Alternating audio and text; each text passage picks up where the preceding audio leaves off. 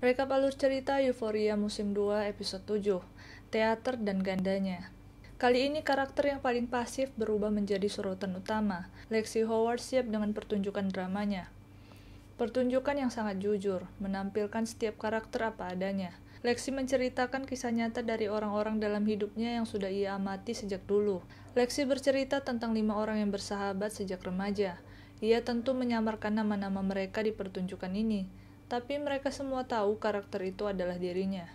Lexi sebagai Grace, Jet sebagai Rue, Hailey sebagai Cassie, Martha sebagai Maddie, dan Luna sebagai Cat. Tentu ada pemain lain seperti Jack sebagai Nate, ibu Lexi, ayah Lexi, dan lainnya. Dimulai dari scene berkumpulnya mereka di rumah duka Rue setelah kepergian ayahnya. Di sini Rue jelas sedang mengalami kesedihan mendalam, dan Lexi menghiburnya. Di sini Lexi juga menyadari kalau Rue sudah memakai obat-obatan, dan Rue terlihat lebih tenang setelah mengonsumsinya.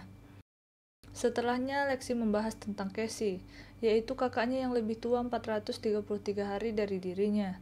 Ketika Cassie mencapai masa pubertas, ibunya berkata kalau boobsnya sangat besar untuk remaja seusianya. Lexi tahu kakaknya itu sangat hot. Ia pun tak sabar menunggu 433 hari, agar ia bisa memiliki ukuran yang sama. Namun sayangnya setelah 433 hari, punyanya tak berkembang.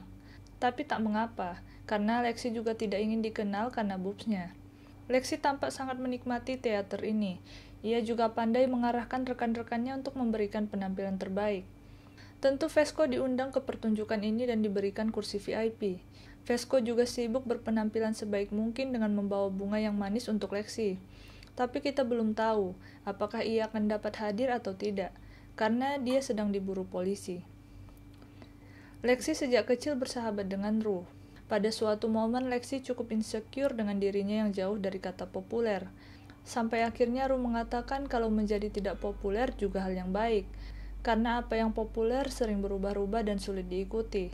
Cukup menjadi diri sendiri saja. Berbeda dengan Maddie, Cat, dan Cassie yang sibuk menjadi populer, Lexi dan Rue nyaman dengan dirinya sendiri. Di sini Lexi mengatakan seberapa dekat dirinya dengan Rue dulu. Mereka berbagi pikiran dan tertawa bersama. Dan itu adalah kenangan yang indah baginya. Dan kenangan akan selalu hidup. Lexi juga menampilkan momen kebersamaan keluarganya bersama ayahnya sebelum ayahnya meninggalkan rumah. Itu adalah kenangan indah yang tak ia lupakan. Cassie dan ibunya menangis melihat pertunjukan ini. Suatu hari Rue meminta Lexi mencoba ganja.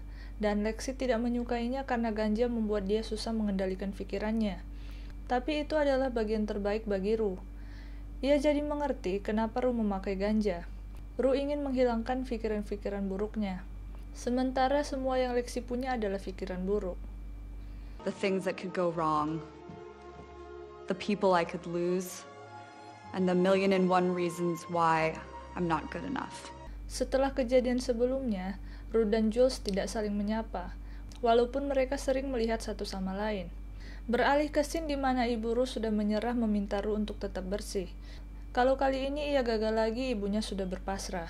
Sekarang ia ingin fokus pada Gia, karena Gia selama ini tak mendapat perhatian yang cukup. Ibu Rue menyerahkan semua keputusan pada Rue, apakah ia ingin berjuang untuk tetap bersih atau mati overdosis. Lalu balik lagi ke pertunjukan. Maddie dan Cassie adalah sahabat sejak lama. Mereka tak terpisahkan. Ketika orang tua Maddie bertengkar, Cassie memintanya menginap di rumah mereka selama yang Maddie mau. Sedekat itulah mereka.